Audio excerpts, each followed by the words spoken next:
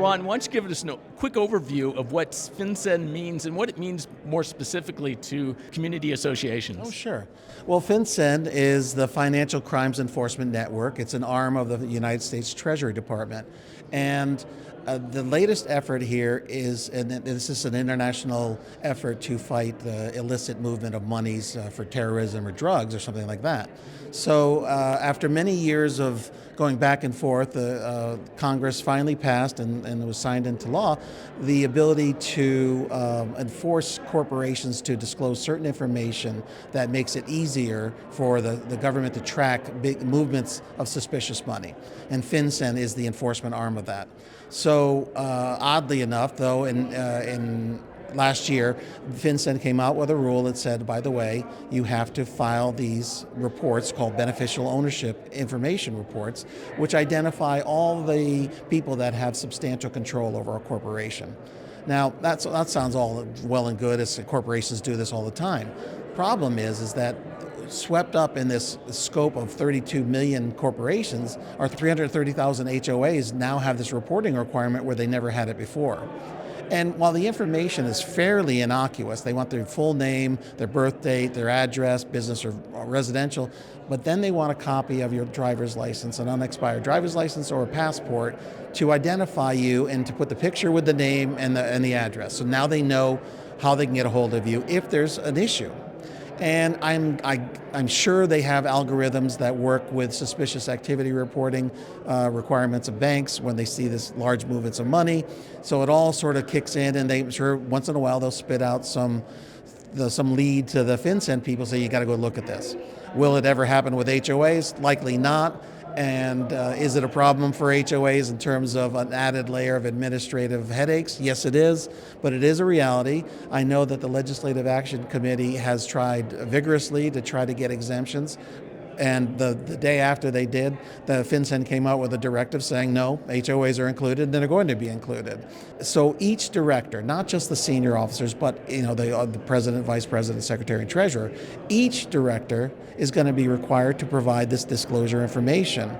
And it needs to be done by the end of this year. That was the sort of giveaway, I guess, from FinCEN, giving these HOAs the opportunity to get their act together by the end of the year, but by December 31st to be ready to do this and to have that information disclosed.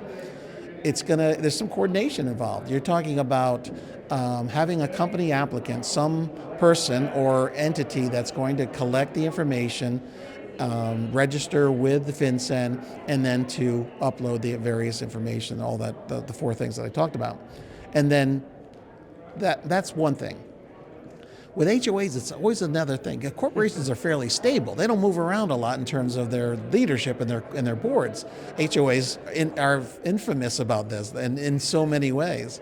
So rather than just filing and calling it a day, now they've got to continuously do it, because any change in that board has to be reported in 30 days. And so what does this mean? Well, it means a lot when you think about what the penalties for noncompliance are. You're talking about $500 a day, up to a $250,000 fine. And the kicker is 2 years in jail for willful violations. So yes, it's a headache, but it has teeth. And they mean it to have teeth because they're fighting, crime and terrorism. So this is what they've done. They've decided this is the best way to do it, and now HOAs have to be mindful of it. They're going to have to come up with some sort of corporate policy that allows them to and create some sort of infrastructure that provides for the collection of the information, the securing the information, the reporting of the information in a way that keeps them out of trouble. I've suggested that for in those circumstances where you have some board member who's elected who doesn't want to comply, that's part of a problem. You've got to have to remove the board member. Now, some states handle the removal of board members differently. In Connecticut, boards can't remove board members. You have to go to the unions to do that. Well, that takes time, certainly beyond 30 days. So what I've done for my clients is I've created an amendment to the bylaws that requires, as part of the qualifications, you got to be a unit owner, all that, but that you have to have complied and provided all the disclosure information before you can stand. So if you haven't done that because you believe you don't have to, then you're not standing for election. Now, will that have a chilling effect on board membership? Possibly. but I haven't seen anything yet. So I'm hopeful that it won't. There are so many other things that create problems for boards, and they see the headaches and none of the thanks. Right. I get that, but this is important. It's real. It's not going away anytime soon. So they really do need to be aware of this. I think that we have this group of people here with CAI that are dedicated to understanding what's going on and to being made aware of it. But there's a whole subclass of people that they're self-managed, or they just don't involve themselves in these day-to-day requirements.